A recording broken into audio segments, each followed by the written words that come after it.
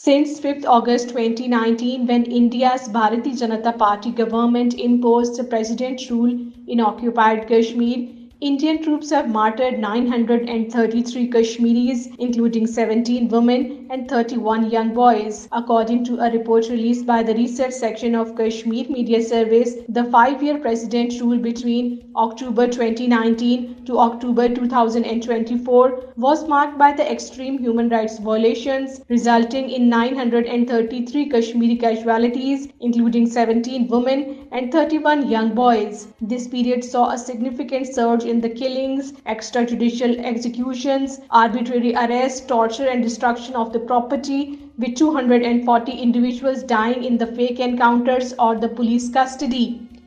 Kashmiri people are sounding the alarm over the plot by India's Modi regime to eradicate their unique identity and transform the Muslim majority population of occupied Kashmir into a minority. The Hindutva leaders have declared their intention to obliterate the Kashmir's distinct cultural heritage and resurrect a pre-Islamic Hindu civilization in the territory.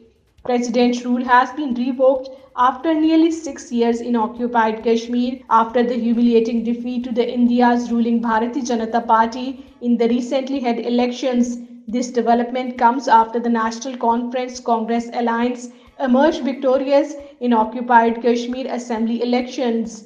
The Gujars and the Bakarwals have demanded a halt to the oath-taking ceremony of the 9 MLAs elected from the scheduled tribe reserve seats. The Gujars and the Bakarwals claimed the Election Commission of India erred in allowing the Pahari-speaking tribe members to contest elections on these seats, which were reserved for the ST individuals declared in 1991 based on the 2011 census.